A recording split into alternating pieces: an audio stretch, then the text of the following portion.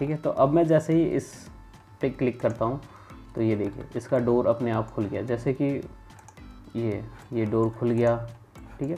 अब मैं इसके बीच में क्लिक करता हूँ, ये देखिए इसमें कुछ कलर्स के वो आए हैं, तो जिस कलर को मैं सिलेक्ट करूँगा कार उसी कलर की हो जा रही है, ये देख सकते हैं आप, ठीक है। तो ये कुछ डायनेमिक कंपोनेंट्स होते हैं।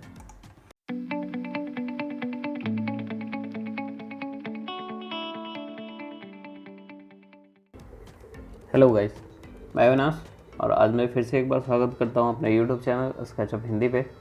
मैंने बताया था कि मेरी रूम इंटीरियर की वीडियो आने वाली है, तो उसका फर्स्ट पार्ट तो आ गया है और अब सेकंड पार्ट भी आने वाला है। तो उसके पहले मैं फर्स्ट पार्ट और सेकंड पार्ट से कुछ चीज़ें जो हैं वो आपको पहले इंट्रोडक्शन दे दूँ ताकि आपको आसानी हो, ठीक है। तो मैं आपको बताने वाला हूँ सबसे पहले तो इंपोर्ट। मैंने आपको बताया है कि DWG कैसे इंपोर्ट कर सकते हैं, मतलब ऑटोकैड की फ़ाइल।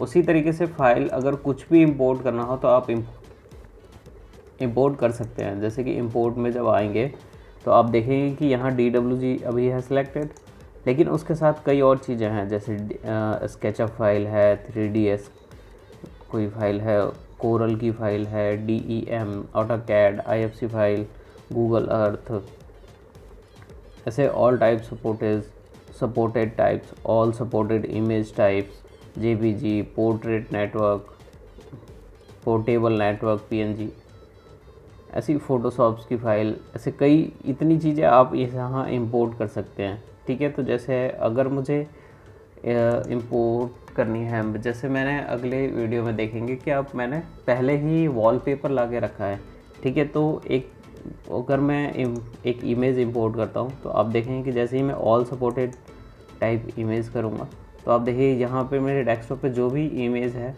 वो यहाँ शो कर रही है, ठीक है। तो मुझे ये चाहिए, अगर मुझे वॉलपेपर या किसी भी एनीथिंग मुझे अभी ये चाहिए, तो इसलिए मैं इसे इंपोर्ट करता हूँ, ठीक है। इसे मैंने क्लिक किया और देखिए ये इंपोर्ट हो गया यहाँ पे।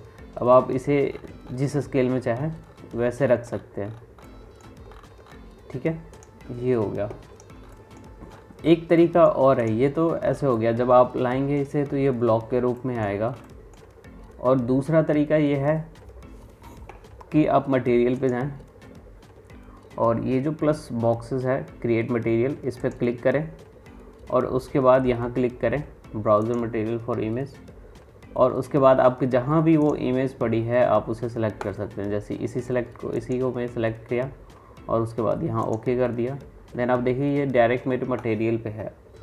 अब मैं इसे कोई सा भी सरफेस हो मेरा, जैसे ये सरफेस मैंने क्रिएट किया, एंड देन जब आप देखेंगे तो ये देखिए ये बहुत छोटी उसमें है, लेकिन ये इंपोर्ट हो गई है, ठीक है। तो अब इसे मुझे बड़ा छोटा करना है, तो मैं इसे जैसे आप देख सकते हैं कि अभी जो ये स्क्वायर बन रहा है, सॉरी ये रेक्टेंगल जो बन रहा है यहाँ पे, वो 7.5 इंच बाई 1 फुट का है, ठीक है। तो हम इसे और बड़ा कर लेंगे, जैसे मैं इसे 10 फुट का कर देता हूँ। तो ये देखिए अब ये बड़ा हो गया। तो आप इसके हिसाब से अपने चेंजेस कर सकते हैं, ठीक है। या फिर आप जब इस तरीके से मटेरियल को इंपोर्ट कर लें तो आप एक बार ऐसे सेलेक्ट कर लें इस तरीके से, और देन आप यूज़ कर सकते हैं कहीं भी। जैसे एक बना लिया, मुझे चाहिए कि एक ये चाहिए, तो ये हिस्सा क्रिएट हो गया। एंड मैं इसे फिर थोड़ा सा पुश पुल यूज़ करके थोड़ा थिकनेस दे दूंगा ताकि मैं इसे मूव ईज़िली कर सकूं, ठीक है। तो इसके बाद फिर मैंने इसे पूरा सिलेक्ट कर लिया एंड यहाँ पे मैं इसे मेक ग्रुप कर लूँगा, ठीक है। अब आप इसे कहीं भी रोटेट कर सकते हैं ईज़िली, ठीक है, और इधर उधर कर सकते हैं, मूव भी कर सकते हैं। अब एक चीज़ कंपोनेंट थी, जैसे मैं उस पहली पार्ट में वीडियोस में बैड वगैरह इंपोर्ट की थी, तो आपके पास पहले से ही कुछ कंपोनेंट्स होते हैं। जैसे आप यहाँ कंपोनेंट्स पे आएंगे मटेरियल्स वाले सेक्शन में, इसमें आपको कंपोनेंट्स मिल जाएंगे, ठीक है। तो आप जब इसमें देखते हैं तो आपको पहले ही कुछ चीज़ें हैं जो स्केचअप के अंदर ही मिलती है। जैसे ये देखिए ये है, ये 2D इसने लिख रखा है, 2D डॉक्स है, डोर है, ये बेड है, ये वुडन चेयर है, बेंच बना हुआ है, ये साइकिल है, ये कार है, ठीक है, ये सोफ़ा है यहाँ पे। इसी तरीके से काफ़ी सारी चीज़ें हैं, कुछ चीज़ें हैं मतलब बेसिक सी चीज़ें। तो आप देखेंगे कि इनके साथ यहाँ पे कुछ और भी चीज़ें दिख रही हैं, जैसे ये अब देखेंगे हरे डॉट्स बनाए हुए हैं। तो ये जो होते हैं ये कंपोनेंट, तो एक हो गया कि कंपोनेंट है, ठीक है। कंपोनेंट के बाद भी एक चीज़ जो आती है वो है डायनेमिक कंपोनेंट, ठीक है। तो मैं आपको दिखाता हूँ कि वो क्या होता है। सबसे पहले कि इनमें से अगर कोई भी चीज़ आपको सही है तो आप डायरेक्ट उस पर क्लिक करेंगे और वो आपको बाहर मिल जाएगा, ठीक है। अब वो चीज़ डायनेमिक कंपोनेंट है कि नहीं है, इसे पता करने के लिए आप देखिए ये है, ये डायनेमिक कंपोनेंट है। आप जब यहाँ से टूल बार में जाएंगे, सिंपली आपने टूल बार यहाँ सेलेक्ट किया तो ये देखिए डायनेमिक कंपोनेंट है, आप इसे क्लिक कर लें और ये आपके आइकॉन पे आ जाएगा। जब मैं इसे हैंड को सिलेक्ट करता हूँ तो आप देखिए इस पर कोई एरर नहीं आ रहा, लेकिन जब मैं दूसरी उस पर लेके जाता हूँ तो आप देखिएगा कि एरर आ रहा है, ठीक है। तो अब मैं जैसे ही इस पे क्लिक करता हूँ तो ये देखिए इसका डोर अपने आप खुल गया, जैसे कि ये डोर खुल गया, ठीक है। अब मैं इसके बीच में क्लिक करता हूँ, ये देखिए इसमें कुछ कलर्स के वो आए हैं, तो जिस कलर को मैं सिलेक्ट करूँगा कार उसी कलर की हो जा रही है, ये देख सकते हैं आप, ठीक है। तो ये कुछ डायनेमिक कंपोनेंट्स होते हैं। अब इसी तरीके से चलिए, अब तो ये कार्स हो गए। डायनेमिक कंपोनेंट यही चीज़ है जो मैंने वन क्लिक में अपने उसमें लेके आया था। जैसे यहाँ क्लिक चेंज, मैंने डोर विंडो लगाई थी, क्लिक चेंज, इसमें से मैं एक डोर लेके आया था एंड क्लिक चेंज एंड एक विंडो लेके आया था यहाँ पे।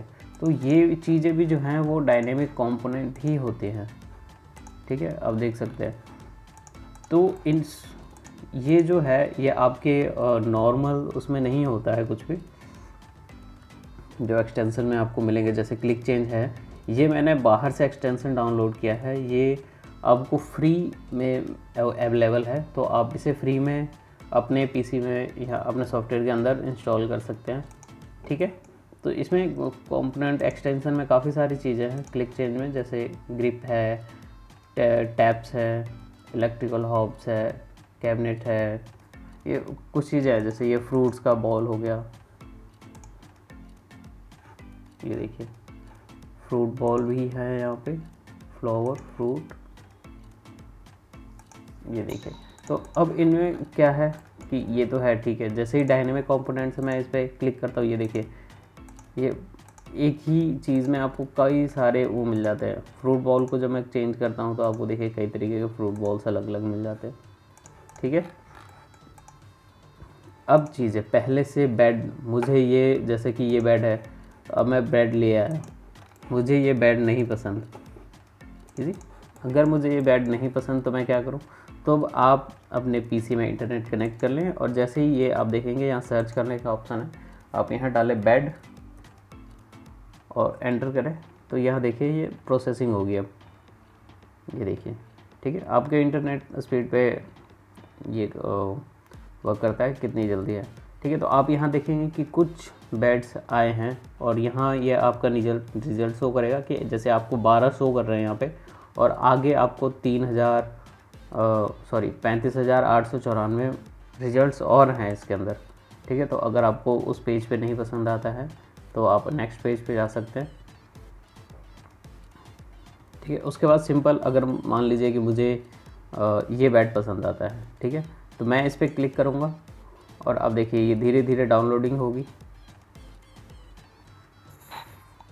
और ये जैसे ही 100% होगा ये आपकी फ़ाइल में ओपन हो जाएगा। ये देखिए 100% हुआ और ये मेरी फ़ाइल के अंदर आ जाएगा। अब ये देखिए, ठीक है। कई बार ऐसे होते हैं जो बेड्स वगैरह जैसे किसी और मेजरमेंट्स में बने होते हैं, जैसे में या उसमें बने होते हैं फिट इंचज़ में, तो दिक्कत हो सकती है। तो उसमें कोई प्रॉब्लम नहीं है, अपने को पता है कि बेड का साइज़ 6 फुट बाई 6 फुट होता है एक किंग साइड बेड का, तो आप उसे उस तरीके से स्केल कर सकते हैं। जैसे ठीक है, अब मुझे 6 फुट बाई 6 फुट चाहिए, तो मैंने एक साइड से इसे पकड़ा, ठीक है, और 6 फुट एंटर किया, तो ये देखिए, और ठीक है इसे कर दिया 6 फुट एंटर। और लगभग बेड की हाइट ज़्यादा से ज़्यादा कितनी होती है विथ हेडर, 4 फुट 6 इंच, तो हमने 4 फुट 6 इंच कर दिया। तो अब देखिए अब ये प्रॉपर ठीक है। इसे भी खींच के ले आते हैं आगे।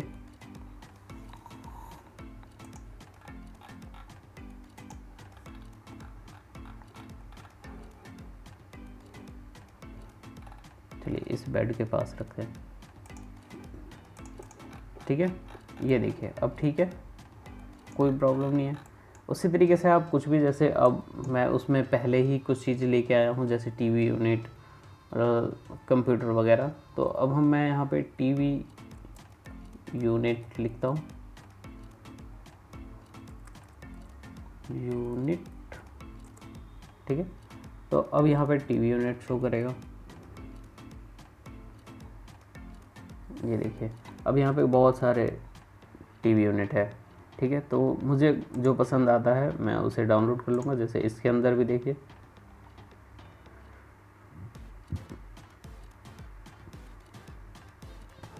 ये देखिए इसमें काफ़ी सारे हैं, काफ़ी अच्छे भी हैं। तो मैं इसे डाउनलोड कर लेता हूँ यहाँ पे।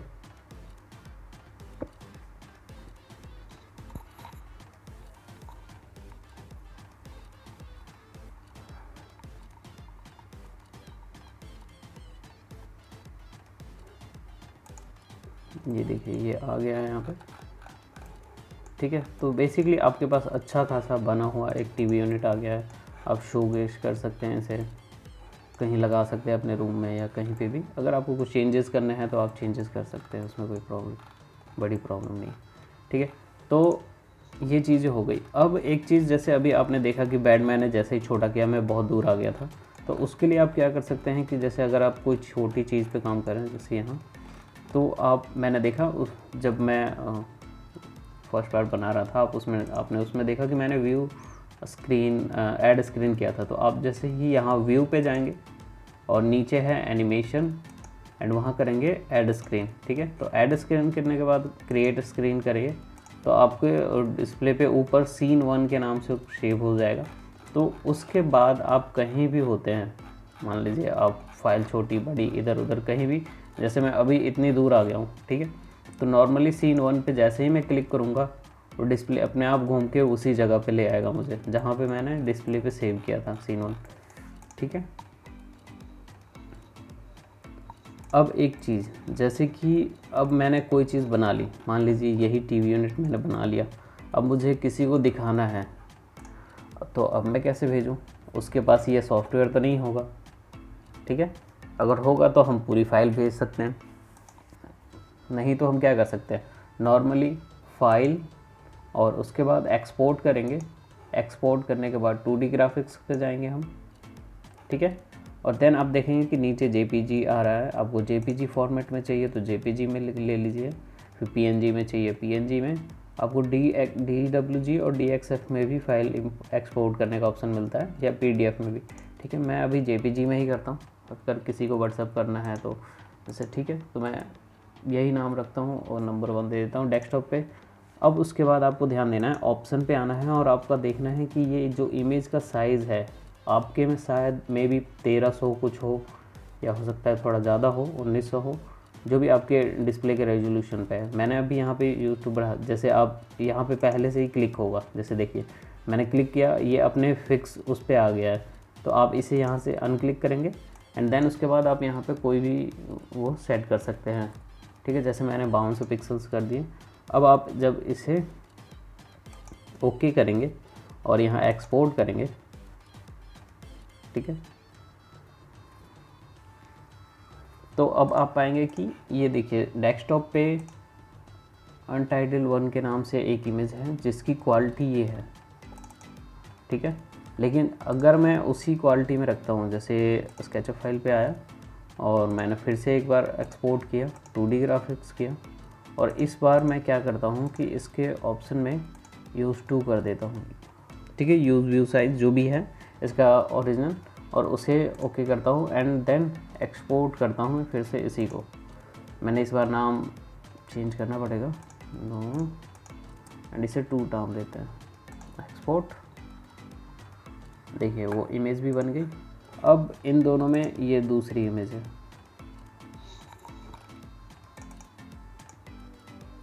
सॉरी ये 1 और ये 2। अब इसे मैं अगर जूम करता हूँ, ठीक है, 100 मैंने फुल जूम किया इसे, ठीक है। तो उसके बाद अब आपको दिख रही है कि ये इमेज वगैरह फट रही हैं थोड़ी, है ना।